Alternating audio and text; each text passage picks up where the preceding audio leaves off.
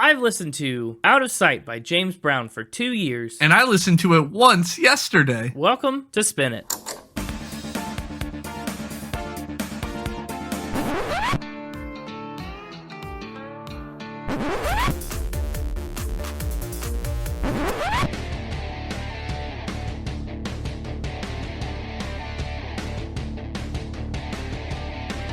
Hello, everybody, and welcome back to Spin It, the record ranking podcast for people who would rather be listening to music. I'm James, not James Brown, a different one, and with me is Connor, the same one that you know and love. Well, no. Jury still on love. The same Connor that you know. And maybe love. And maybe love. Or at least like. Yeah, it could be either. How are you doing on this lovely day? Don't say you love me. Or don't say you... What? Please Don't Say You Love Me is the Gabrielle Aplin one. Yeah. See, I remembered. How many episodes was that ago? A lot. This is 196. Gabrielle Aplin was 42. So, 154. Whoa! That was more than I thought you were going to say. Yeah, I know. It's been a long time. Tell me a fun fact about your knowledge of James Brown. Not much. Oh, that was a pretty normal fact, actually. I don't know if I can call that one a fun fact. Oh, is it a fun fact that I know he was born in Barnwell, South Carolina in 1933? That's a fun fact, I think, that qualifies. But yeah, his father was 21 and his mother was just 16 when he was born. Yeah. And he was seconds old when he was born. When he was actually less than seconds old when he was born, but that's a fun fact. I mostly meant, like, what James Brown experience do you have personally? I've never met him. No, you have missed your chance to meet him. That's what you think. I mean, if you wanted to, like, engage in necromancy or something. Listen, I know of an artist that has ghost detecting equipment. Well, that makes one of us. I know some artists that do, but they don't detect the ghosts that we want. But, like, you know some James Brown, right? Surely none of these songs were familiar to you, right? There's a reason I picked this album. No. Yeah, I know. You're right. Listen, you didn't ask what familiarity I had with his music. You asked what familiar I had with him. Oh, I can't remember if that's true or not, but yeah, that is what I meant when I asked what familiarity you had. I knew some of his music. I couldn't have probably named any James Brown songs, but that's just because I'm bad at naming songs in general and connecting them to artists. That's true. I can't believe I'll be honest. I can't believe it's been this long and we're just now getting the James Brown. Really? You didn't think it would take this long? I thought, you try to mix up the genres. I figured he'd be pretty high up on the list on the soul albums. Well, he is, and I've eyed him up for a long time. Actually, Out of Sight was the second James Brown album I listened to. The first was a soundtrack album for a movie called Black Caesar, and I love that one a lot. I almost brought that one. But when I was comparing that one and Out of Sight, I was looking down this track list, and I was like, oh, there's too much good stuff here. I Got You, right?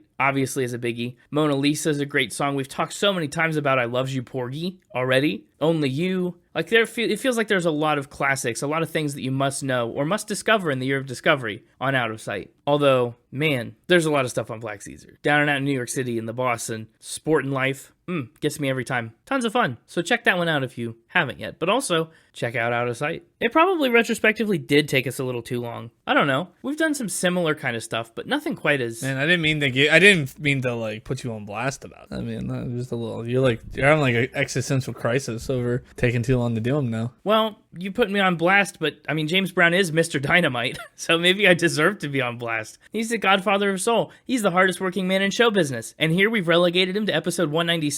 Couldn't have been that hardworking to not climb the episode pool. The episode pool. Well, that's a good point. Let's just, you know what, close your eyes, and if it's safe, if you're not driving, close your eyes and pretend this is an earlier episode that you're listening to, that you scrolled way farther back in the feed. How early is too early, though? That's a good question. Probably he could replace Inner Wave. I don't know.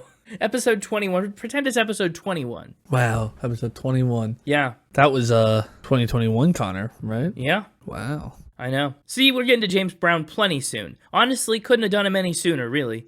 The last 20 episodes have been full of cool stuff. So, I just got him in as soon as possible. That makes me feel a lot less guilty about it. Anyway, you already said that James Brown was born in Barnwell, South Carolina in 1933, and that his father was 21 and his mother was 16 when he was born. That was your fun fact. You already knew that? Yeah. Well, fantastic. Time to tell you more. Time to teach everyone a little bit about James Brown. I don't know if I have room for more. I'm kind of full. You're full of James Brown knowledge after knowing his birth year? Well, I'm full. I'm just full in general, not necessarily of James Brown knowledge. Oh. I don't know if I have room to. I don't know. Is James Brown like jell-o? I don't know what that question means. Well, they claim that scientifically you always have room for jell-o. Sure. I don't know who they are, and I've never heard that claim, but sure. I understand, though, the last 20 episodes have had a lot of information for your brain to take in. Scientists say you are never too Well, you're going to get a result that says exactly what you want when you search exactly what you want to find. Special neurons in our brain can't get enough sugar, so it doesn't matter how full you are. You can always fit in a bite or two of pie and ice cream. Well, that's not Jell-O. James Brown definitely could be pie or ice cream sometimes.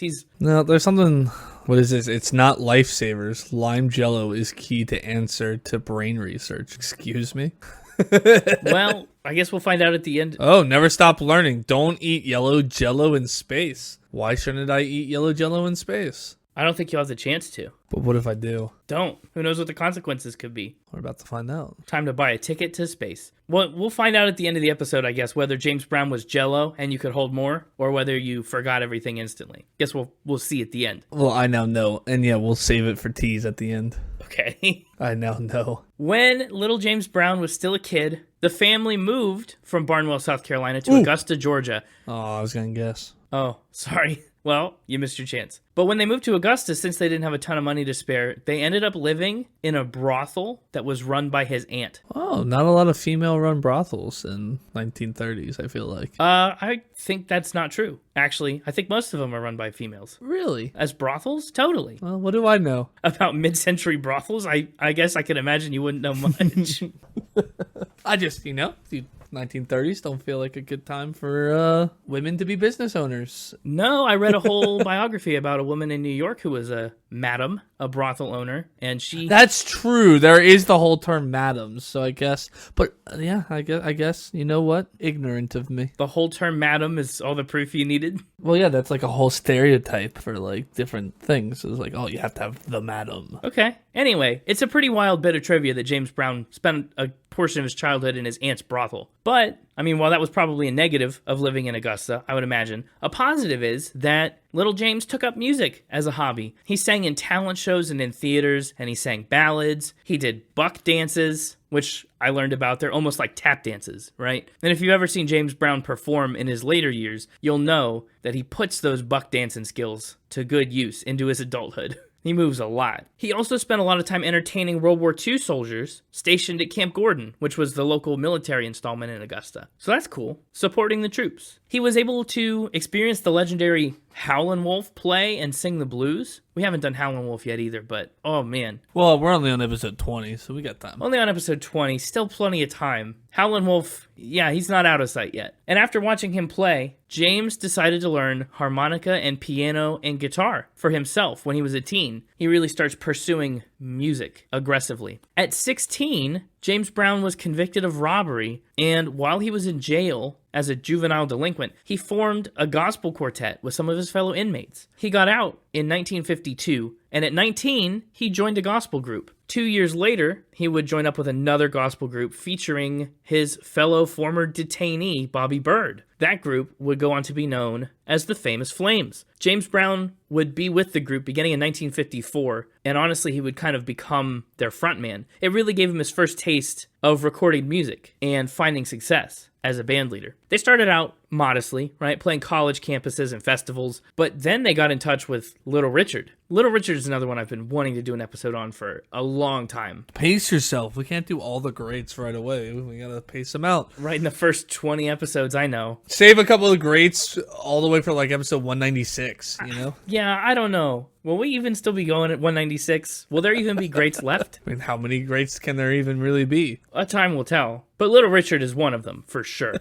Little Richard helped the Famous Flames record their earliest demos for Please, Please, Please. Not the Sabrina Carpenter one from the other week. Although imagine James Brown singing the lead on that.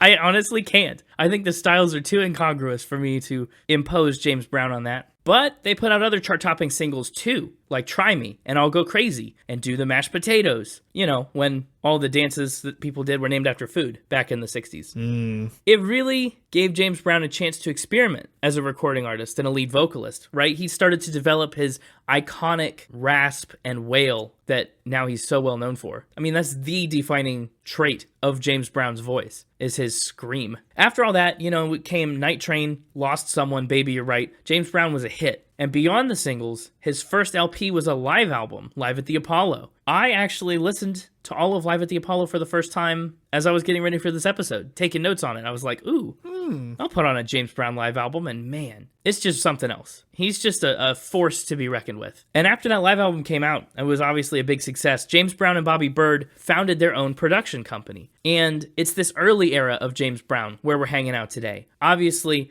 he has a whole career that extends well into the 70s and the 80s and stuff, but we're hanging out in 1960s James Brown. We're talking about Out of Sight, the 9th studio album by James Brown, and his 4th album without the Famous Flames in tow. This one was released just as a solo, James Brown, right? Like Tom Petty has Tom Petty albums and Tom Petty and the Heartbreakers albums. James Brown has some with the Famous Flames and some with James Brown. Out of Sight came out in September of 1964, and it was his 3rd record released in that calendar year. So, I mean, to say it's his 9th album sounds like he's been going forever, but really, a third of those 9 albums came in 1964 alone. And it is very typical James Brown, right? Very soul and blues, very early, like, proto-funk. James Brown is often credited with, like, pioneering funk as a genre. And so this is kind of just the slightest glimpse into what that would become. The record features James Brown on vocals. It features a guitar, an organ, a bass, drums, and then there is a massive brass section that includes 5 saxophones, a trombone, and 4 trumpets. That's pretty massive. It is. Massive brassive. That's as many people on brass instruments as there are in the rest of the band. Just how I like it. Uh-huh. I kind of figured you would. Gotta be honest. I thought some of the instrumentation would really bode well for you on this one. Out of Sight, I mean, it's got some great songs on it. He's a compiler and an arranger and a performer. He's not as much of a songwriter. So he's not going to get a bonus point at the end of the day. But there's still some legendary stuff here. Some Nat King Cole songs, some stuff by Roy Brown, some George Gershwin, right? Just, there's a little bit of everything. Johnny Mercer, really iconic works. And we'll get into more of them as we go through the tracks. But despite all of the good songs on it, the album actually never charted. And it only had one single, the title track. But Out of Sight still stands as a really iconic piece of work that kind of helps James Brown kick down the doors for an incredible career in music that would eventually evolve what soul music was doing. So that's the Out of Sight era. In 1965, he starts to really break through with his hit Papa's Got a Brand New Bag. Surely you've heard of that, right? Heard of what? Papa's Got a Brand New Bag. That was a joke, yes. I see. I forgot to laugh because it wasn't funny. Man, we're only 20 episodes deep, and that's it's already starting to hurt. Man, sorry. Hey, but imagine how much it would hurt 176 episodes down the line.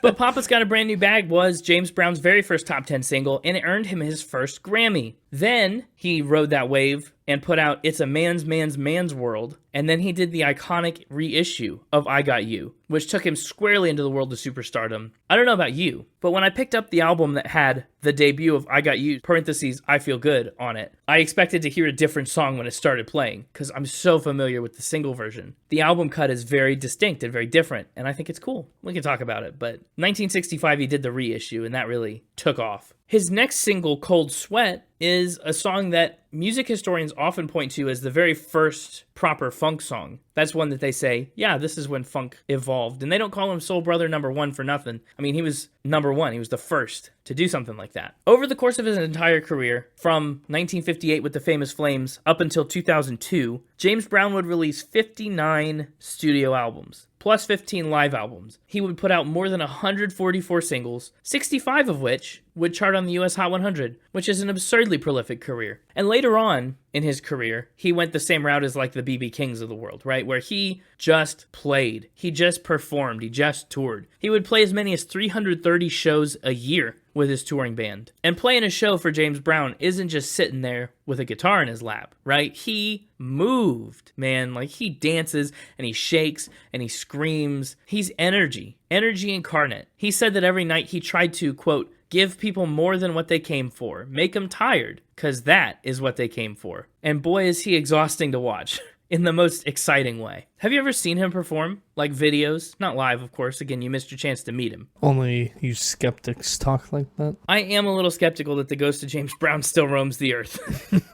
Call me crazy, but I do think he's officially out of here. How's it going, crazy? Well, anyway, kind of a crude transition with all of that talk, but James Brown actually did pass away from an illness, right? The diagnosis was congestive heart failure that was the result of pneumonia. And he passed away on Christmas Day in 2006 at the age of 73. What a bad day. Yeah? Christmas 2006? Well, just in general, dying on Christmas. I mean, Oh, what a bad day to die, not what a bad day in general. yeah, just him and the goldfish have something in common. Oof, dang. Yeah, Christmas is a rough day to die, but honestly, if you're going out, do you really even notice? Also curious, in 2019, there was renewed interest in James Brown's death and talk that maybe he had been murdered. Whoa. People speculated that. I guess somebody had some evidence that never materialized. I don't know. There was a little rumbling about that, but I don't think that ever went anywhere. Anyway, James Brown, I mean, he was a showman even in death. Get this. James Brown did costume changes at his own funeral. At his own funeral? At his own funeral. Yeah, they changed his outfit in the middle of the ceremony. Nuts. James Brown, he was a performer through and through, all the way to the end, and even past it. Anyway, as for the awards and accolades over the course of his life, he made it into the Georgia Music Hall of Fame in 1983. James Brown was a member of the inaugural class of the Rock and Roll Hall of Fame in 1986. He earned a Grammy Lifetime Achievement Award in 1992. He had a star on the Hollywood Walk of Fame in 1997. He made it into the New York Songwriters Hall of Fame in 2000 and earned the Kennedy Center honors in 2003. And in later days, Rolling Stone has ranked James Brown as high as the 7th greatest artist of all time. 7th greatest. Like, it's no surprise that we're doing him on episode 21. Yeah. Do Do you think that tracks? Do you think he's number 7? Maybe not. Maybe not. But maybe. I mean, as far as influence goes, he certainly has a claim to fame. Pioneering a genre is a hard thing to do. No, absolutely. Yeah. But that's the problem with being the pioneers. Usually people come along after you and improve on what you started. The REM effect, right? The Strokes effect that we just talked about. Mm-hmm. They were the first, but now a lot of other people have done what they did. And also, just as a little addendum, just to be blunt, yeah, James Brown made some really great and influential music, but also don't put him on too much of a pedestal personally. He is well known for a very violent temperament, domestic violence. He's got some assault and theft convictions, some struggles with drug abuse. You know, plenty of other musicians have had similar issues. But, like, just to put that out there, just so you know that it's there. James Brown was not necessarily the most stand-up guy, but man, his music stands up. That is for sure. Anyway, with all that said, I think it's time to get into some factor spin. What say you that we summon the mixtaper and play some trivia games? I say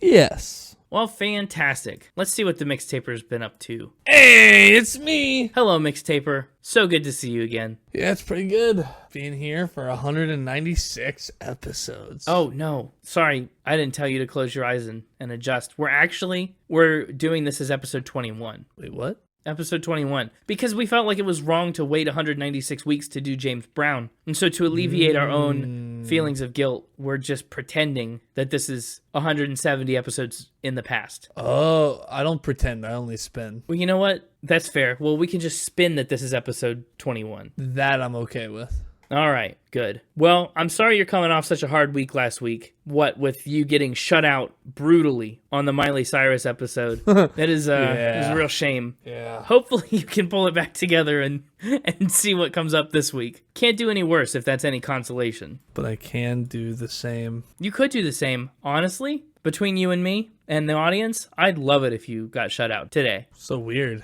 I feel like I've got the energy of somebody who recently was shut out. So I guess it must be true. I must be back on episode 21. Yeah, see? No spins here. Strange. This week we're playing a little round of factor spin I like to call the Poe round. The Poe round? Yeah. Like P-O-E? P-O. Is this that you just have a bunch of facts that are related to words that start with P-O? Yeah. Oh, gosh. Why? Did this just happen? It just happened. And I noticed it and wanted to call attention to it. Wow. Well, what's our first Poe fact? One of his most infamous bathroom-related police chases. A bathroom police chase? Bathroom-related police chase, yes. Okay. See, when you first said it's Poe and it's bathroom related, I kind of thought we were headed in the direction of Poop. So I'm glad we ended up somewhere else. Now, I have my assumptions about what a bathroom-related police chase might be, but I've learned in this game over the last 20 episodes never to assume. So, is this a real police chase? There's real police involved? Oh, absolutely. Okay, and what are they chasing? Are they chasing James Brown? Who are they chasing, first of all? They're chasing James Brown. Okay. Yeah, you said he had a bit of a wild side. Yeah, he does. Now, is James Brown perhaps speeding? Yeah, he was definitely speeding. It's not much of a chase if you're going the speed limit. Well, they still have to get up to you. And why is James Brown speeding? Over a bathroom dispute. Dispute? Indeed. See, this is why I don't guess. I don't know what that means.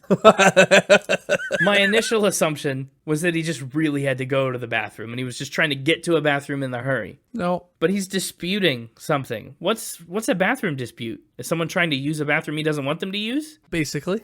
What? What bathroom is that? What's he so protective of? His own private bathroom. Where in his house? In his office building in Augusta, Georgia. Okay, is he famous as James Brown when this is happening? Is he already a renowned singer? It was in September of 1988. Very famous. Mm-hmm. So why does he even have an office building? This is a wild fact. He owned an office building in Augusta, Georgia. So he owns the whole building and rents it out? Yeah. Okay. And there was an insurance seminar going on in that building. And he has his own private bathroom in this office building. Yeah. And these insurance seminar people are going to go use it? They sure did. How does he hear about this? Oh, he's there. He's there? Or he shows up. I was going to say he's not there because he's driving somewhere. Well, he shows up and discovers his private bathroom being used by these insurance seminar goers. Yeah. Goers. Nice, because it's the bathroom and they're going. Yeah. And he flips out. Not having it. Not happy. Nobody uses James Brown's bathroom without his permission. Well, how would they know not to? I mean, was it marked do not use? Was it special? Was it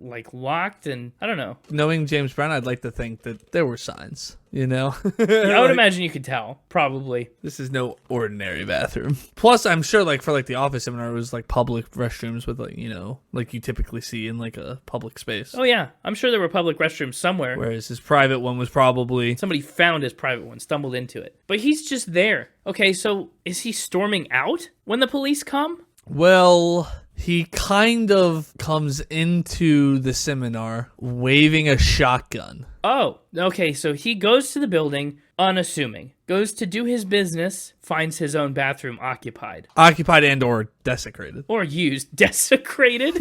Yeah. Occupied and or desecrated. Says, I'm not standing for this. Finds a shotgun somewhere. Yep. Part of me wants to believe he just had it in the bathroom, like as decor or whatever, but we don't need to get into that. Has a shotgun. Infiltrates this meeting and says, which one of you did the do? Yeah, pretty much. And what happens next is... Which, of course, means the police are called. Yeah. Rightfully so. So he flees in his pickup truck. Wait, but there's a lot of time between that, right?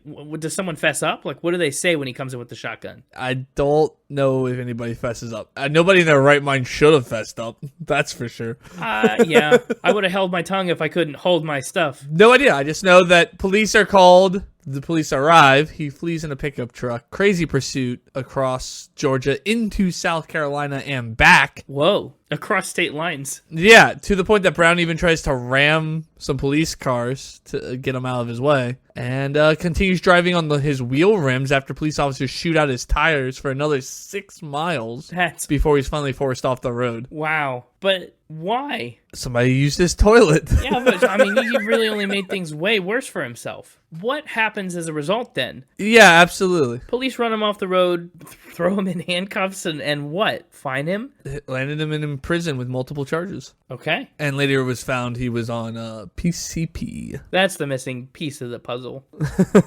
Well, that's a lot to take in. That is a lot to take in. It was a lot. I thought about saving it for the end, but I decided to just lead with it. It feels Final Rampish, but wow. Remind me never to use James Brown's bathroom. I'm going to say this one's a fact. Yeah, sure. Going with fact. That's pretty crazy. It's a lot of information. It is. That's a wild story. And any little detail could be false. No, that's true. Which is why I get to tell you this is a fact. It's a true fact. The bathroom police chase is a fact. It's a true fact. That's terrifying. Mm-hmm. He burst into a meeting with a shotgun. Yeah. And do you think these insurance people, do you think they knew they were in James Brown's office? Do you think one of them knew he used James Brown's bathroom? Like, I assume they were just at a meeting. Again, knowing what I know about James Brown, there were probably signs. Maybe, but like... This is no ordinary insurance seminar office building. No? I'm just saying, that's what I would be saying if I was an insurance seminar goer. It's probably just a normal office building. Anything owned by James Brown, I think there's just... Again, there's signs, there's that energy to it. You walk in and you go, something special about this place. Just an aura. Yeah. But imagine, picture this. You think you're at a normal meeting in a normal office building. Maybe you traveled to be there for like a conference thing. You're sitting down, just having a good time. Suddenly, in bursts the hardest working man in show business wielding a shotgun. Right, James Brown is suddenly there with a shotgun screaming. And you're like, what the heck? About his bathroom. Yeah, you're like, who, what? Yeah. No, it's absolutely a wild situation, and that's why I wanted to kick off this random factor spin with it. I can't think of a good modern equivalent. Anyway, carry on. Another Poe. Fact number 2, our second Poe of the day. It is possibly true.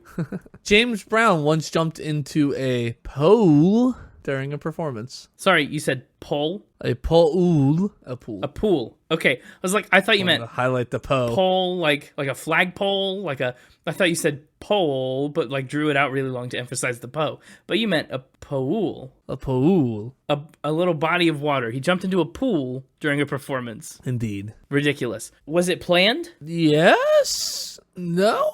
Well, you sound pretty certain about it. Well, he purposely jumped into the pool. Was it planned? I don't think so. Unclear whether it was planned or not.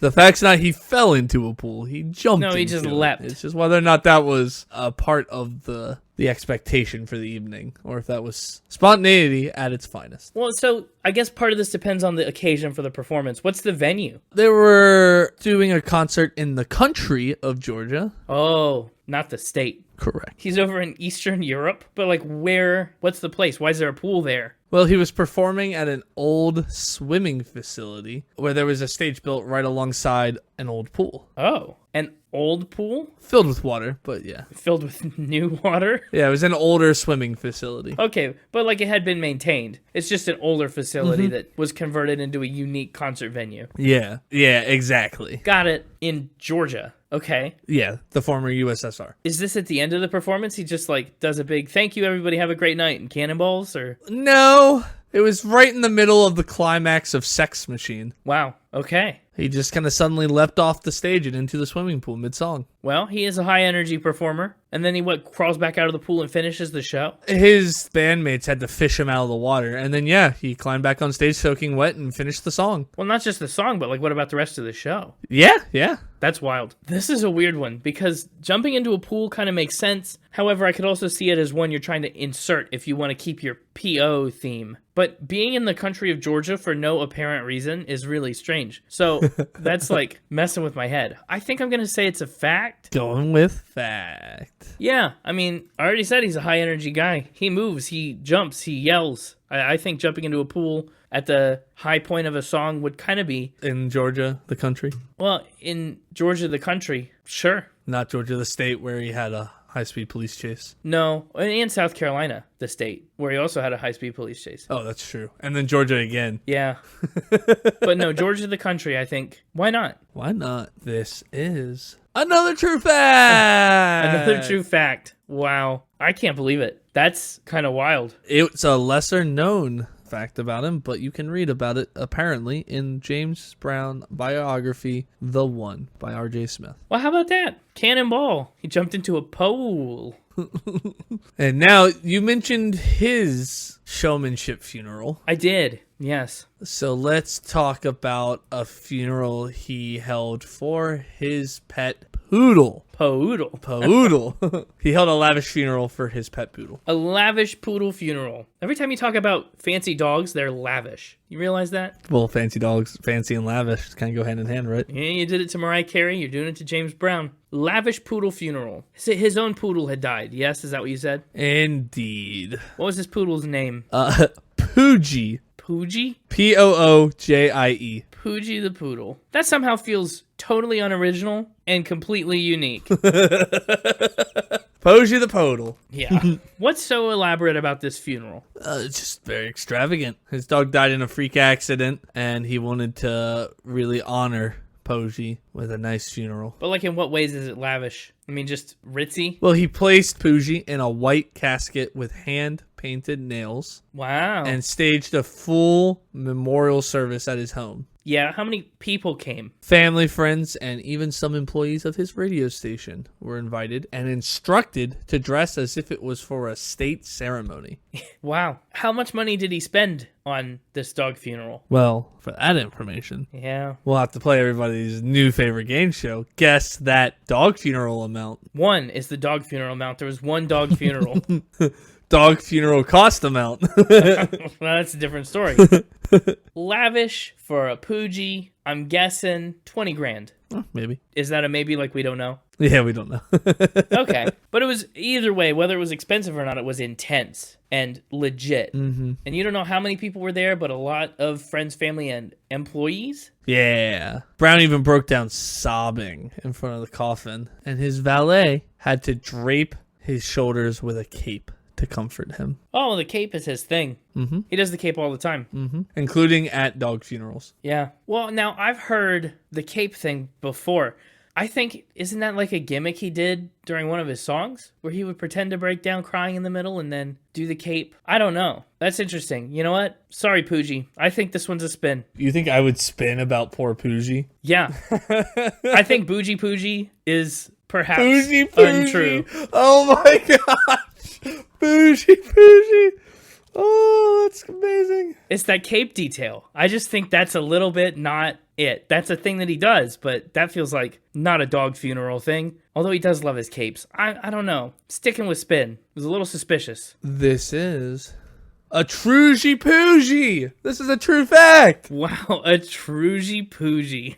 Bougie Poojie is Trugie. A fact. Wow. Trugie Bougie Poojies. I can't believe the cape thing was real. I just thought that was like a bit. Yeah. You can also read about this story in the book The One by R.J. Smith. Did you read this book? Or did you just find a lot of stuff from it? No. I found a website that had excerpts of it, of cool stories that were in the book. Oh, boy. Well, there goes my shutout. Yeah, there it goes. Goodbye. You may have missed the fact that I said Poojie died in a freak accident. No, I didn't miss it, and I meant to ask more questions about it. I just got distracted by the things you said afterwards. As the excerpt goes, one morning while Brown was at the dining room table and feeding Poojie tidbits, Okay. the maid pushed open the swinging door to the kitchen, which Poojie never saw coming as he was on the other side. It hit his head, and a week later, Poojie died. It cracked his head and he died due to injuries from being hit by the maid when she was coming through a door. That's crazy. That's awful. Yeah, it is. Poor Poojie. Gone too soon. So you're saying Poojie the bougie poodle got smacked in the noodle. Oh, that is Poojie. Sounds like a Dr. Seuss book. Yeah, it does. Oh, man. Wow. Well, I'm glad Poojie at least got a good funeral. That's good that he or she got laid to rest with respect. And now we're on to our final Poe. What kind of final ramp could this be? James Brown would sometimes get Little Richard fans PO'd. Well, that's a different use of Poe, but that's okay. What did he do that upset them so much? Impersonate Little Richard. He impersonate Little Richard. Little Richard's pretty unimpersonatable. You would think. Is a very unique character. But I can see, I mean, James Brown clearly took a lot of inspiration from Little Richard. He was a mentor to him. I mean, Little Richard's part of the reason his career got kicked off with those demos in the early days. So I guess he's plenty familiar with Little Richard. Mm-hmm. But is he that good of an imitator that fans are getting mad? Or is he perhaps so bad of an imitator that fans are mad? And it's like an injustice to him. He was so good that he was actually hired to do it. But then fans were mad when they realized it was him. They thought they were getting the real Little Richard. Uh-huh. And they said, hey, this man is too big and too not Richard. This is big brokered. Okay. Brokered. Instead of Little Rich. Yeah, Richard, I get it. I see what you were going for. But why not get Little Richard? And why lie about being Little Richard? Well, he was too busy. Little Richard's busy. Sure, he's a busy man. Yeah, well, in the mid-1950s, Little Richard hit it big with Tutti Frutti. Wop baba loo bop lap bam boom. It made him a star, and he left the South for L.A. to enter stardom. To become Little Richard. Yeah, and since he and Brown shared an agent, that agent hired Brown to fill in for Little Richard on the tour dates. Little Richard was now too rich and famous to keep. Too Richard and famous. Too busy, needed elsewhere, couldn't fulfill some of his tour obligations. And so they said, hey, James Brown, why don't you go be a stand-in for Little Richard and just pretend to be him? Just fake it. Yeah, impersonate him. But they obviously, the fans found out, right? He wasn't.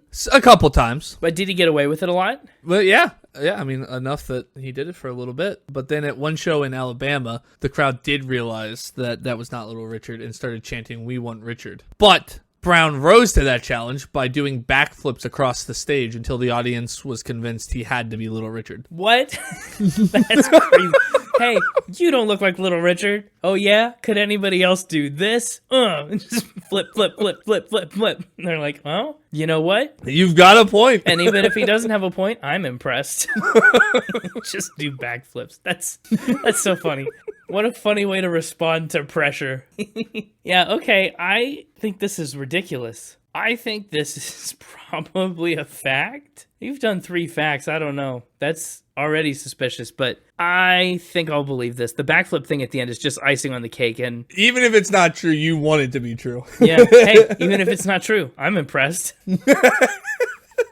This is a true fact. Oh, wow, a true fact. Readable in the biography, The One. Wow. That's our first all-fact week since Prince. It's rare to have an all-fact week. They're just some wild facts. No doubt. I can't even believe it.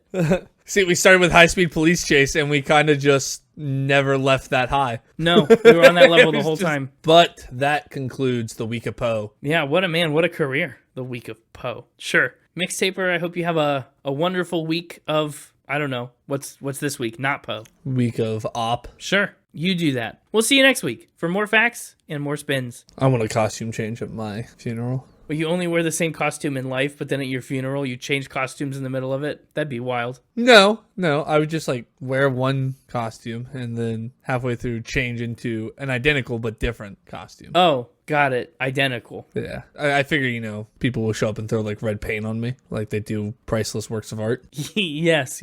Like all the activists who throw tomato soup at things. Yeah, they'll do that to me, but it'll be pumpkin spice lattes. And then, bam, magically clean. And then I'll rise up and be like, ta-da! And people are like, you're not dead. What? I took off work for this. And it'll honestly turn into a nightmare, but it'll be fun.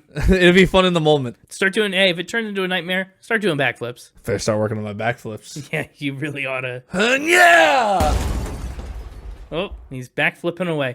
Welcome back, Connor. And I'm back. Of course. Sounds like you got a mess to clean up, perhaps. Yeah, I don't even want to turn around and look. Reasonable. Well, let's talk about this album cover. Super 1964. It is, simply put, James Brown. Indeed. But I do like the color scheme of it. The orange and the brown and the rust and the red. I do like the color scheme. And what an image. He looks like he's mid-dance, that old James Brown. And his hair. Maybe about to do a backflip. He may. We can't be sure. Well, that's not Little Richard.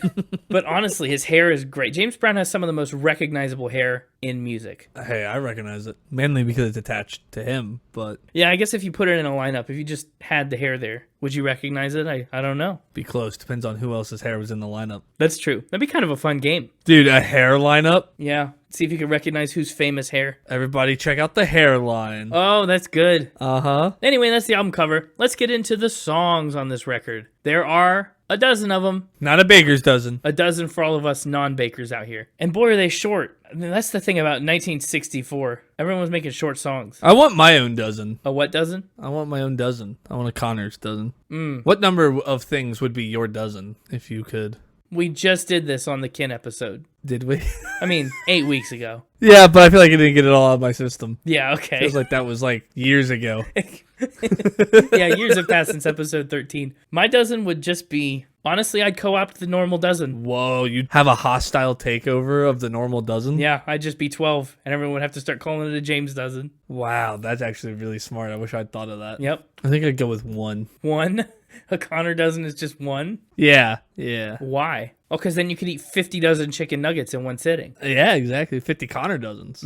Yes. That sounds awful. 50 dozen chicken nuggets is 600 nuggets. Well, I kind of went with one because then anything can be a Connor dozen. That's true. Any amount of anything. Like, oh man, I got a 48 pack of water. It's like, no, you got 48 Connor dozens of water. That's pretty good. I did also, after you Hostile Style took over the regular dozen, I thought about Hostile takeovering the baker's dozen and putting all the bakers out of a dozen. That'd be rough. Yeah, couldn't do it to the bakers. They make good bread. Good croissants. They do. They make some croissants that are pretty out of sight. Out of sight. Oh, the first track, yeah. Yeah, it just so happens to be the first track on this album. The title track on this album, it is the only single to come out of this album, too. Yeah, it's most popular track by far. Oh, absolutely. The instrumentation, that instrumentation hook, the da-na-na-na-na-na, is so popular. Yeah. Also, I should point out, I said he didn't write any of the songs on this album, and that's not entirely true. He didn't write most of them, but he did write a few of them with a pseudonym, and Out of Sight is one of those. What was his pseudonym? Ted Wright, W-R-I-G-H-T, is what he did. Like the Wright brothers. Yes, but not quite, because he was writing music and not flying planes. James Brown said that Out of Sight was another beginning musically and professionally. My music changed with Papa's Got a Brand New Bag, but it really started on Out of Sight. You can hear the band and me start to move in a whole other direction rhythmically. The horns, the guitars, the vocals, everything was starting to be used to establish all kinds of rhythms at once. So he's obviously very focused on rhythm and patterns and beat. And this 12-bar blues song that he's constructed, Out of Sight, really pushes his sound to that new rhythmic level. I think that's awesome. I've actually performed this song. You've performed Out of Sight? Uh-huh. That's cool. You didn't mention that you knew it. I assumed you did know several, but... Well, I thought I'd save it for... I mean, yeah, I just thought I'd save that tidbit for when we got to the song. A reveal. That's cool. It was a hit song. It reached number 24 on the Hot 100, so pretty good. And it also ended up being the last song he would record for more than a year while he was in dispute with a record label. So he did Out of Sight and then took a long hiatus from things. Ooh-wee. Yeah. What do you think about it? His voice is awesome. It's a cool voice. It's just got such a rich quality to it. Yep. And the groove, again, of the instruments. Yeah. That's how I performed it too, just like that. Just like that? With your voice? That'd be cool. The 12-bar blues, I think what's interesting about it is the rhythms of it. Because, again, we've talked so much about the 12-bar blues and how that pattern is so not overused, but so frequently used. I'm sorry. I think you mean the James Dozen bar blues. The James Dozen bar blues. Well done. Yes, of course. But that we talked about how that pattern is used and used and used in blues music constantly. And I think these different rhythms and the brass and everything that James Brown has going on as an arrangement here really breathes new life into that tried and true format. It's refreshing. He's done a bunch of live performances of this song too. You can find videos of them and they're really cool. He does it as a part of the TAMI show. I watched some of his clips from that. It is so good. The Tammy Show? Yeah, I suppose it's probably pronounced Tammy, but it's spelled TAMI. I want people to be able to find it. It was the Teenage Music International. The Tammy? Yeah, he did that. Tamai. What a track. I love the saxophones on Out of Sight and everywhere, but I think it's a good and proper opening track. It's a great opening track. What are you talking about? I know. James Brown makes music that like sticks to your bones. You know what I mean? This is not light music. This is heavy music that, yeah, it can make you full. Heavy music, full of calories, gonna clog up those arteries, have a heart attack. Yeah, not like jell-o. Like, it'll get you. It'll get you. Stay tuned for the yellow jell-o fact. I guess. I don't know what that even means. But boy, what a song. I would listen to Out of Sight come rain or come shine. Nice. What did you think of Come Rain or Come Shine? Because it comes with a full orchestral kind of arrangement with it. It does. The big flourish in the beginning. I've played Come Rain or Come Shine. Oh, but did you do the James Brown version or did you do probably a more traditional kind of version for it? I didn't actually play this one. Oh. I just wanted to... You just wanted to lie about it? Listen, I thought about just saying that on every single track and seeing how far I got before you're like, no way. But then you asked me a question I couldn't answer. Got it. I immediately thwarted your plan for all 12 tracks. Exactly. Yeah. Woof. Sorry about that. But I did play the first one. Right, that's I assumed how we got here.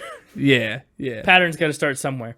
No, Come Rain or Come Shine James Brown does this version, but it's a cover. The original was written for Broadway, for the musical St. Louis Woman. Yep. And yeah, it's by Harold Arlen and Johnny Mercer. So I assumed you maybe had heard this one because who knows what you've played in bands and orchestras and things like that. I am an enigma. I know. But Come Rain or Come Shine is a really fun one. It did end up going on to be like a pop hit outside of the world of musicals, which is nice. I think this is one of his best delivered vocals on the album. Just the way that he comes in on that high note, really catches my ear. He does some good vibrato and sustained vocal notes in here too. I mean, a lot of what James Brown does is very rhythmic and very punchy. But Come Rain or Shine, it's a perfect chance for him to like extend his vocals, extend the notes and slow down a little bit. I think it's really cool. And he still gets some screams in there. It also ends up being just about the second longest song on the album. Third longest. It's up there. And it's still only 2 minutes and 51 seconds. What do you think, Ballad Guy? It's a nice ballad. Dude, it's a great ballad. If there's one thing I like more than a ballad,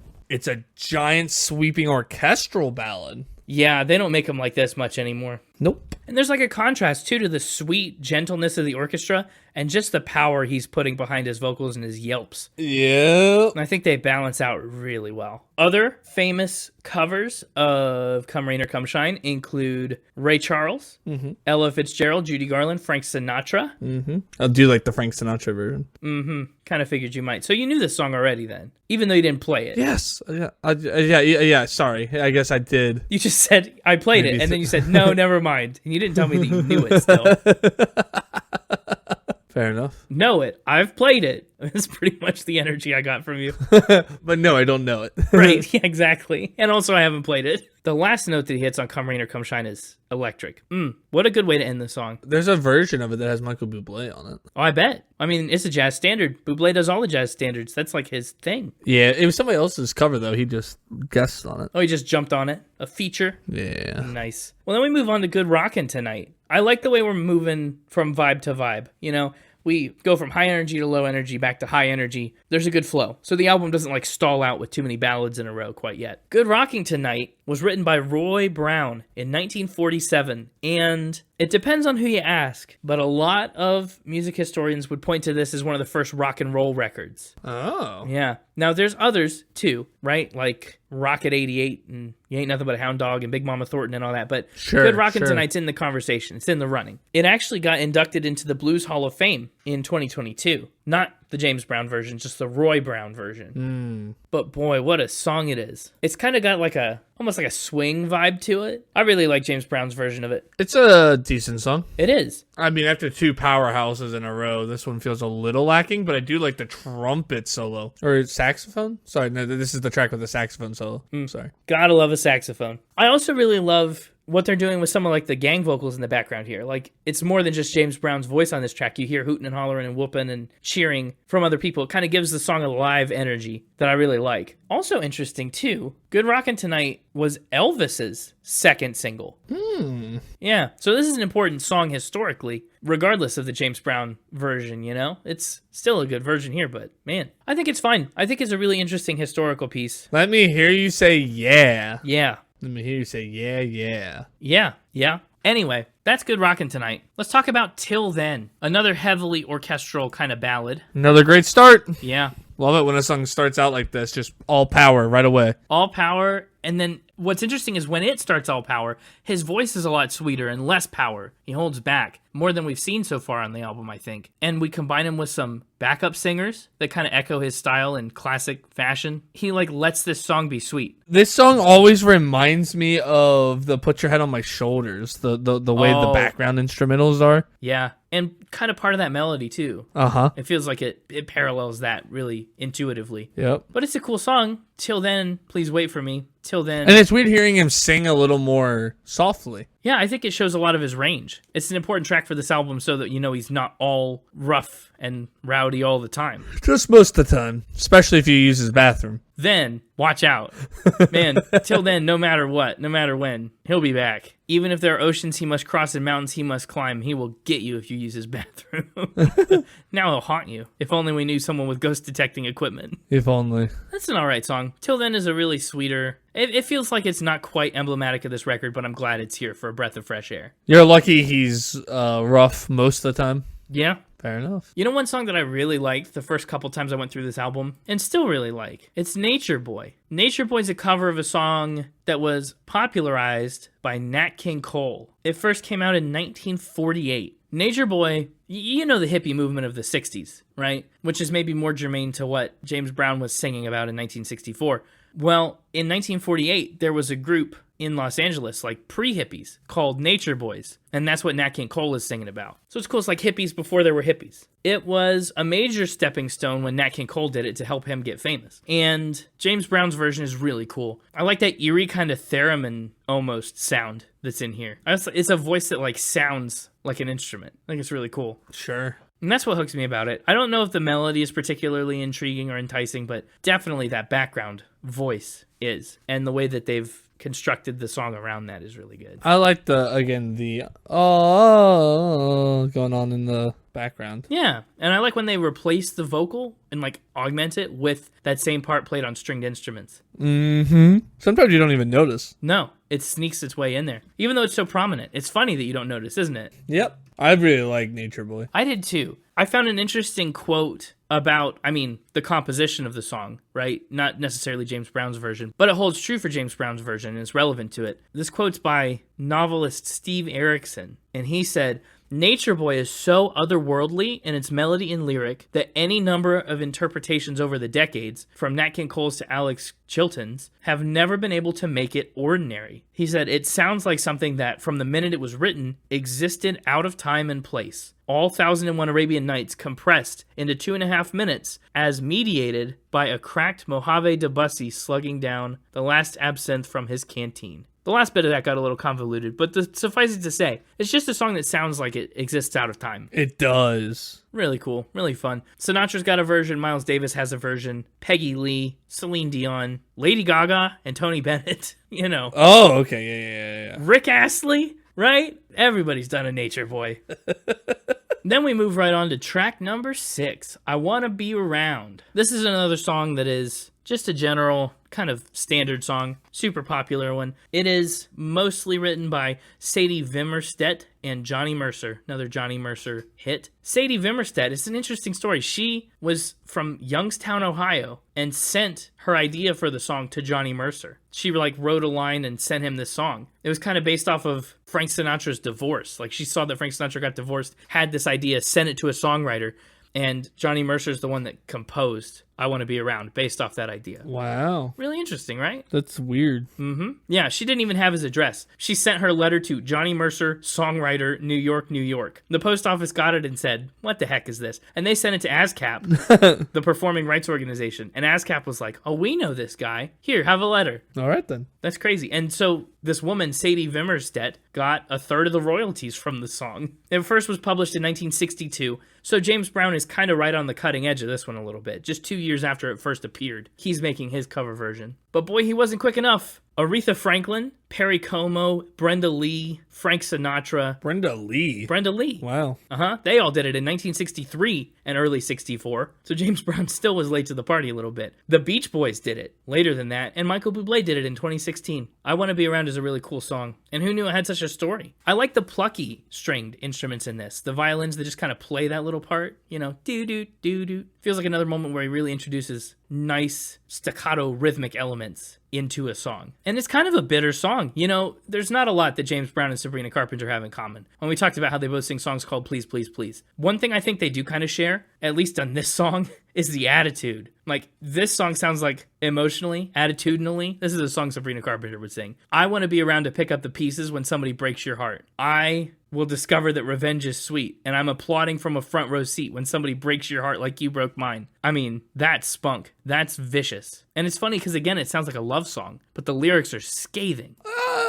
I Want to Be Around's all right. Yeah, well, it's no Nature Boy. Yeah, I feel like it's just like good rockin' tonight, right? It follows a really good track. So this really, I Want to Be Around is sandwiched between two really good tracks. So I was gonna say it's hard to stand out. There's a reason that bread is relatively bland, so that you can enjoy the stuff in the middle. This one was more like a bagel, right? Where the bagel tastes really good, and you just put a normal cream cheese on it because you got an everything bagel. Oh, okay. I Want to Be Around is the cream cheese and the everything Everything Bagel of Nature Boy and I Got You. Yeah. Yeah, okay, I can get behind that. Because, yeah, it's true. I was shocked at how few plays I Got You had until I realized Yeah. it's not quite the version that I think is most famous. Most famous by far. I Got You, I Feel Good. The 1965 single version, way bigger. Yeah. But this version is also, I think, really interesting. And a reason I wanted to talk about it on the podcast, I mean, first of all, it's the one that appears on an album in a format that we would typically talk about it. But also, it's so different, right? That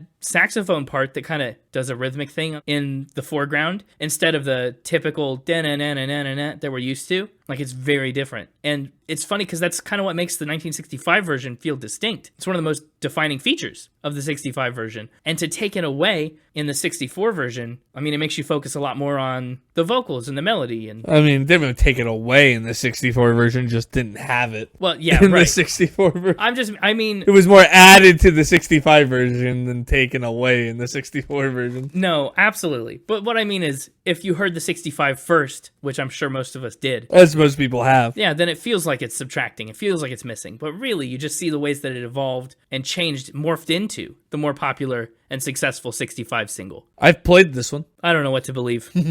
I have. Probably not this version. More the 1965 version. Right. But I have played this song. Well, that's exciting. Let's see. The album track has 990,000 plays on Spotify. The 1965 version has 365 million plays. There you go. That is probably way more in line with what you'd expect. Yeah. It's awesome. But again, I am glad that we get to talk about this version. I didn't even know this version existed. Mm-hmm. And it is. It's different, which is cool. It is. Now, this version didn't, but the 65 version was James Brown's highest charting Billboard Hot 100 single. It's his most popular song. It made it into the Grammy Hall of Fame in 2013. And it's so simple. It's literally a feel-good song. And he feels good because he's got you. Yeah. It's also an iconic song for the ways that it's been sampled, right? The 1965 version, that scream is everywhere. James Brown's scream is sampled countless times. I'm sure we've run across samples of it on this podcast before, between, the Jay-Z's and the Tribe Called Quests and the Wu-Tang Clans. Rolling Stone has ranked I Got You as the number 78th greatest song of all time, too. So that's fun. What a classic. What a hit. And it's interesting to hear this older version, but also it is very different than the single. So love it as a piece of history. But man, it makes me want to listen to the 65 one. Up next, we got Maybe the Last Time, the second longest song on the album by 5 seconds, and it's still under 3 minutes long. Maybe the Last Time was actually, I believe, the very last song that James Brown recorded with the Famous Flames. Which is funny, because maybe the last time. Yeah. Do you think they knew? Probably they knew. This is another one that James Brown wrote under pseudonym Ted Wright. And it's cool. It's kind of got a doo-wop style to it. It does, yeah. That's a good way to describe it. I really like it, and I really like kind of the ways the instrumentation is a little more sparse. He's got the vocals, right, that back him up, and then there's just an occasional electric guitar twang in there going, bow, bow. It's simple, and I think that really gives the song a little weight in this album of heavily orchestrated, really rhythmic songs. Like, this one has its own kind of unique niche, and he sings it with power, but not excessive oomph. So it's really nice. I think it strikes a good balance there. And then we get one of the shortest songs on the album, which is wild because it's one of those songs on the album that I knew already. Really? Oh, absolutely. And you probably knew it too. I mean, Mona Lisa? Who doesn't know Mona Lisa, the song, right? Do you not? Haven't you played this one? Know it. I played it. Well, but no, I don't know it. Well, that's what I said. You've played. Okay, well, whatever. Yeah, you've definitely heard it. It was prominently featured at the end of the second Knives Out movie, which I don't recommend that one. Yeah, that doesn't mean I don't think I was really paying attention to the song so much as just paying attention to the timestamp to tell when the movie was going to be over. How much longer? If the movie was a minute 57 like this Mona Lisa song, I'd feel a little better about it. But it was written by Ray Evans and Jay Livingston for a 1949 movie. And in 1950, it won an Academy Award for Best Original Song. It's a good cover, this James Brown version, but again, Nat King Cole beat him to it and had a hit version of the song in the 50s. Well, if you hadn't heard it, what did you think of it? I did like it. I don't know. It was simpler.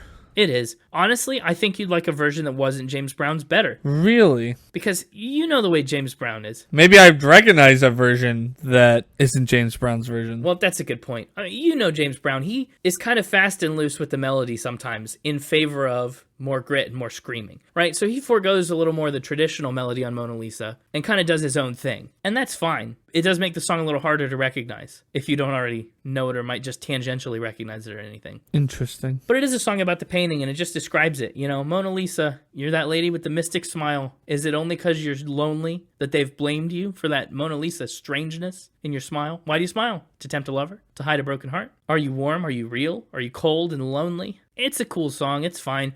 It really does just describe the Mona Lisa and ask a lot of questions of her.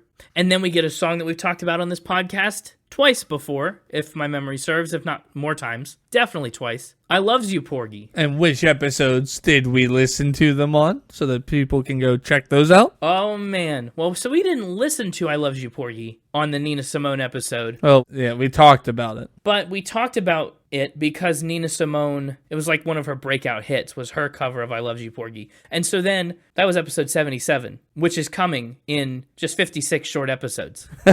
So stay tuned. Then, on episode 130-something, Gopher Day, we talked about the Gershwins. We did a bunch of Gershwin songs. Yeah. And we talked about I Loves You Porgy then in the context of Porgy and Bess, the opera that George Gershwin wrote that I Loves You Porgy is a part of. And we listened to the Nina Simone version of I Loves You Porgy then on our playlist because we had previously talked about it. Now, I mentioned when we talked about, I think, the Gershwin's version, that the first version I ever heard of I Loves You Porgy is this one, the James Brown version, and it rips is what I said. And it's so true. Listen to this man deliver these lines. There's so much emotion, so much punch. And like Nina Simone's version was so emotional and so rich and so full. It's missing every ounce of like the energy. And it's like so much more deep sentiment. I don't know. There's a really cool contrast between the two. Fair enough.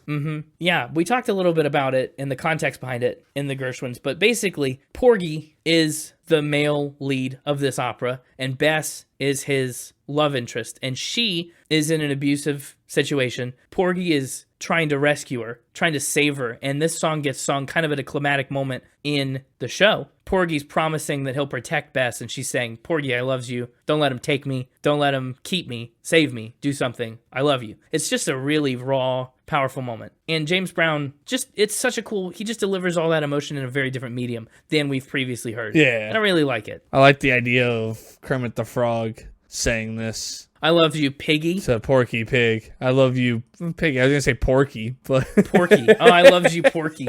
Dang, that seems mean. But that's pretty funny. Again, I find myself distracted by background vocalists and instrumentals, but he does just deliver it well. Yeah. And, I mean, listen to that piano in the beginning, too. Piano's great. Some real fancy tickling of the ivories in there. Tickling them ivories. Uh-huh. They're ticklish ivories. The piano. I mean, yeah, the piano is what I spend most of my time thinking about on that one. I mean, rightfully so, a little bit. Because he leaves a lot of space in between his vocals for those fills to really shine. You know what made me feel real bad? What's that? Not only you. Only you. Only you. What a song. Only you and you alone. Have you ever heard this one? I have. Yeah. Where have you heard this one? I played it. No, where have you heard it really? Come on. Well, now I feel like there's somewhere I'm supposed to have heard it. There is somewhere I'm really expecting you to recognize this song from, perhaps. That you've also seen? Yes, actually, embarrassingly, I believe it was my first exposure to the song too, is what I'm expecting you to recognize or know about. I don't know if I know what you're referring to. Well, Only You and You Alone. It's a doo-wop song. Uh-huh. It is by originally a group called The Platters. Uh-huh. Ringo Starr has done a version. Travis Tritt, Reba, the Statler brothers. Lots of people have done versions. Brenda Lee did a version. Uh-huh. That's not the one you should know. I assumed you would perhaps know this from the Alvin and the Chipmunks movie soundtrack. Oh! It's got a Chipmunks cover. I completely forgot about that. Oh, yeah. I completely forgot about that. But yes, I guess I do know that. From the 2007 movie.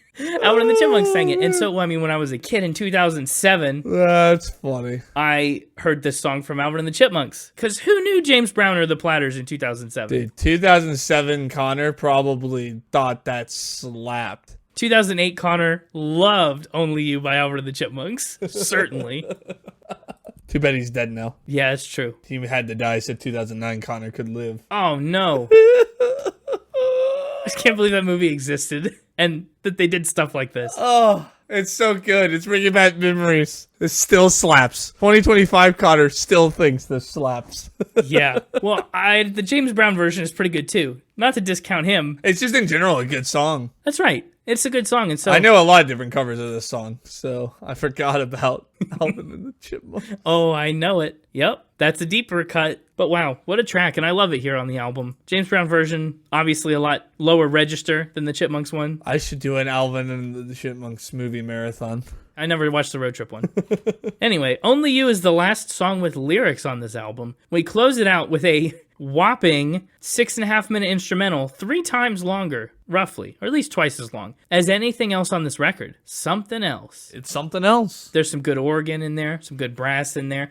And what's interesting is it's like a fully fledged, completely structured song with like a verse and a chorus, right? Hooks that we keep coming back to, despite it fully being an instrumental. I mean, a lot of instrumentals work that way. Well, it's true, but this one is 6 minutes long. And I just wonder how that hits you. Like, it's repetitive and it's long, but it's instrumental and it's good. Oh, I like it. Thought you would. Put this on. This might be new, like, apartment cleaning music. Just Something Else, just on repeat. That'd be me, because I'd wish I was doing something else while I was... So imagine me doo-wopping around my apartment, like, cleaning up, just bop. Ba-da-ba.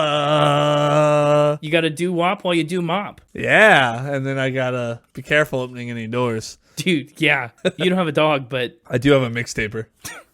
Oh my gosh. Don't want any freak accidents with the mixtaper. That'd be horrific. You plastered the dastard.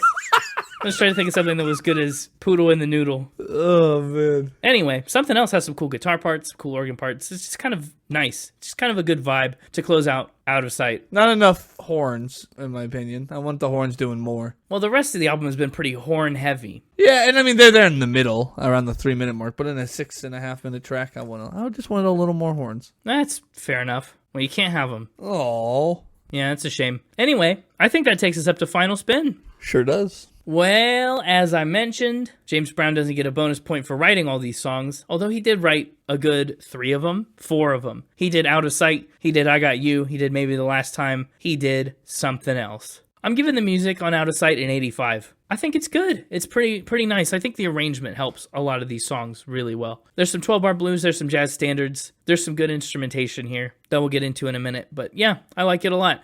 Given the lyrics is 78, they're fine. They're a little old. Obviously, some of these songs come out of the 40s, so the lyrics are going to be what they're going to be. 78 there. 85 on the instruments and the production. I love the balance he strikes in a lot of these songs. I mean, we talked about it. Out of Sight with its cool rhythms. I Got You with its iconic screams. There's Come Rain or Shine with its orchestra and his rowdy voice. There's Till Then with his gentle voice and the ballad style. There's Nature Boy with the strange vocals and the eerie tone to it. Like, a lot of different textures in this album through the very few mediums that they have, like his voice and an orchestra, really, in most cases. They do a good job at varying those up so it never gets too old. 85 on the instruments and the production. 89 on the overall vibe. Love a good historic album. Love learning about some jazz standards and classic tracks. Like, a lot of this stuff, whether you know the James Brown version or not, a lot of these songs are important to know. If you want to know music history, look to songs like Mona Lisa and I Loves You Porgy. You know, it's just cool to dig into the history stuff like that. So 89 on the vibes. That means the album Out of Sight is getting an 83.7, which doesn't exactly land it out of sight on my rankings list, but it does land it at number 443. Right above, Fish in a Birdcage, and right below, Back in Black by AC/DC, or, as you folks down under call them, Akadaka. Akadaka.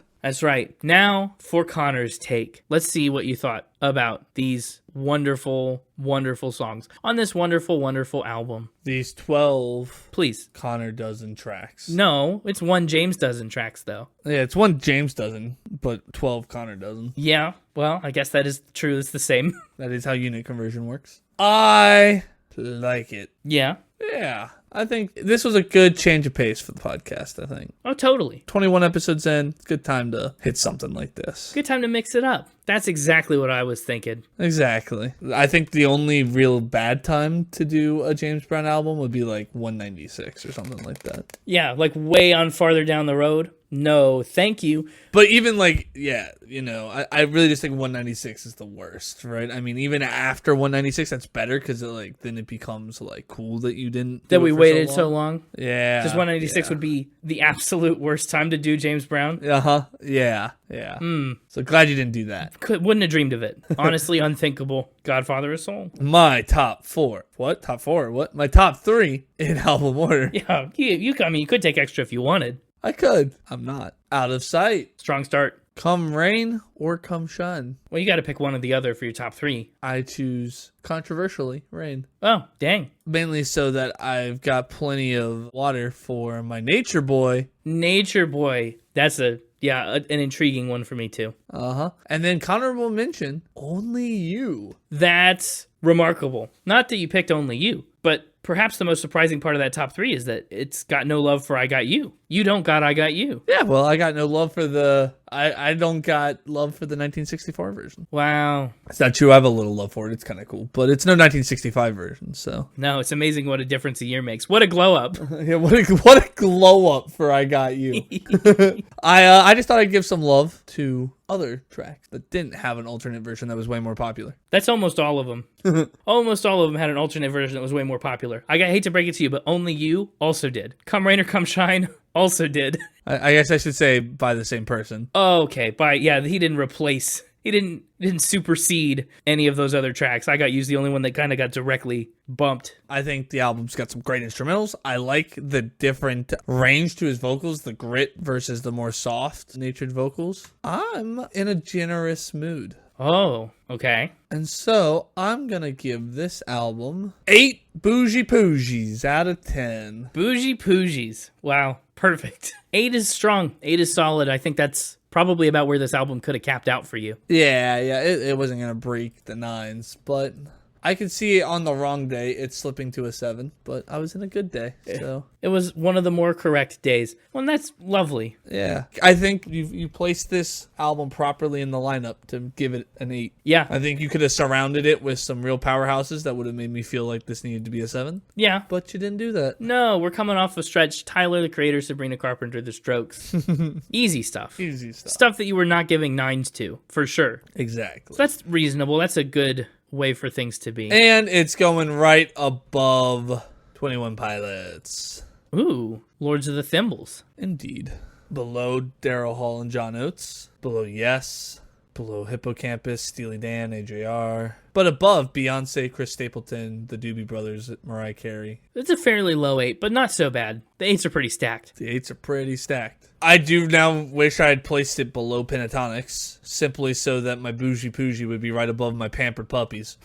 and 2 above my Scooby Dooby Doos. Oh, you got like a kennel going on over there. Dude, I kind of got a little kennel going on. A really nice kennel. Yeah.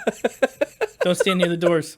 Oh, no. What are you thinking about playlist picks? Playlist picks. It's a tough call this week. I think a lot of them could be contenders. I agree. But for me, I've got to go with Nature Boy. Really? Kind of thought you would. It just intrigued me. I know, it's an intriguing song. Yeah, I just didn't think that's what you would think I would do. No, it's a little surprising, but not really. I just figured being the bad guy, you'd think I would take like Come Rain or Come Shine. I did kind of think that. But Nature Boy just really intrigued me and also has that same kind of power to it, but it has the softer vocals, which is cool. Yeah. What about you? Boy, it's a hard call. Also tempted on Out of Sight. Also tempted on Come Rain or Come Shine. I'd be happy with either of those. Tempted for I Got You, actually. I mean... You're not going to take the worst version, put that on our playlist, are you? Everybody's going to see that and be like, all right, and then it's not going to be what they expect. Well, but I think it's cool. I don't know. I like the comparative element of it, but that's fair. I kind of run up against, I don't know. Like, I don't want to take I Loves You Porgy, the Nina Simone version. Maybe is even on our playlist already. Yeah. But I guess if you're looking at Out of Sight and Come Rain or Come Shine, Out of Sight probably makes more sense with my pick of Nature Boy. Yeah, I think so. Nature Boy and Come Rain or Come Shine are a little similar. It's true. And there's some cool brass parts in Out of Sight. Do-do-do-do-do-do. And that's true. That's true. He's got some good rhythmic things going. It kind of hits on the offbeats. I really like that. I can get behind it. Plus, Come Rain or Come Shine and Nature Boy, both a little too naturey in title. Oh, that's true. Can't have too much nature on the podcast. Isn't it wild and unexpected that we went to a James Brown episode and didn't end up with I Got You on the playlist? Not that expected when you don't bring the 1965 glow up. I couldn't. We're not a single review podcast. We're an album review podcast. It's true. But great. Man, already done. Already done. 21 episodes in the bag. I'm impressed. It's a pretty good run. I think it's good. I think we're gonna have a great run on this podcast. I think we're not going away anytime soon. No. 20 episodes in, I'm feeling just as energized as I was on episode 1. I'll probably be feeling just as energized as I am now on episode 196, if I had to guess. But yeah, anyway, if you want to hear more of what we get up to over the next 175 episodes, you can find us on social media at Spin It Pod Official on Instagram and at Spin It Pod on Sorry, this is episode 21. Twitter. And you can find us on our website at www.spinitpod.com. Stay tuned for next week. We're talking about the Trans-Siberian Orchestra. Just kidding. Hey, we're a fairly new podcast. Only got 20 episodes under our belt. Yeah. So we need your help to grow. All the support we best can way get. podcasts grow is by word of mouth. So we need you to tell your friends about the podcast. Specifically this week, I challenge you to tell a friend that you'd let use your private restroom. Wow. That you'd let use your private bathroom into the inner sanctum of your life. Uh-huh. The most sacred throne. Maybe while they're using your private restroom, just play the podcast for them while they're trapped in there. Oh, that's good. That's devious. And then they'll come out with a shotgun. Be careful. Yeah, maybe stop before we get to that part of the episode so that they don't get any ideas. Right. But for real, though, we'll see you next week for episode 197. And until then, stay tuned for more jell-o facts. And Keep spinning! Okay, well, so first of all, was James Brown jell-o? Did he fill you up, or was he able to sneak past your brain's full sensor? No, I'm not full of James Brown. I could go for a little more. Okay, so he is jell-o then. Yeah, but not yellow jell-o. No, what's the deal with yellow jell-o in space? Well, I was gonna say Brown's jell-o, but that doesn't sound appetizing either. That's what's hiding in his private bathroom, I think. I don't know if I've got time for yellow jell-o. I gotta take the mixtape to the hospital. It's not looking good over here. Oh no, did you open the door? Yeah. Well, if history repeats itself, he's got a week. Oh, fair enough. Well, in that case, let's talk about yellow jell-o. So, astronaut Roberta Bondar is quoted as saying, "The never eat yellow snow rule on Earth turns into never eat yellow jell-o in space." Oh, because you don't know if it is jell-o. She says, in space, all fluids, even from the bathroom, they float up and form a ball. Right. So it's not that you can't eat yellow jell-o. It's just that you might not be eating yellow jell-o. Exactly. Yeah. That was underwhelming. You don't even feel just regularly whelmed? No, I think my whelming lessened upon hearing that. That's a shame. Yep. What if I did some backflips until you felt differently? Well, then I'd be impressed. All right, here we go.